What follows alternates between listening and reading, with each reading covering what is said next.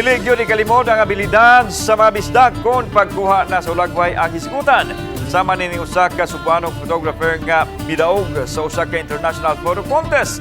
Tanawang tangyang award-winning photo entry pinaagi sa report ni Mark Reggie Abelia.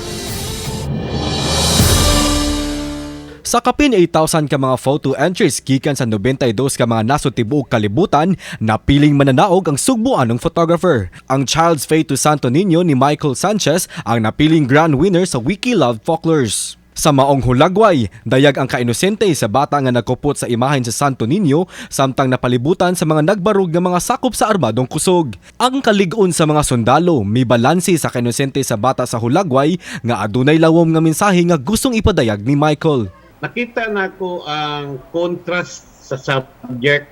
Makita ninyo nga na military sa nakalaray dito ang mga military. Niya may gawas gyud tong ang subject na nakaka-capture sa akong mata o nagunit man to siya Santo Niño kay fluvial lagi iya man tong iwarawara samtang naguwat maabot ang fluvial parade.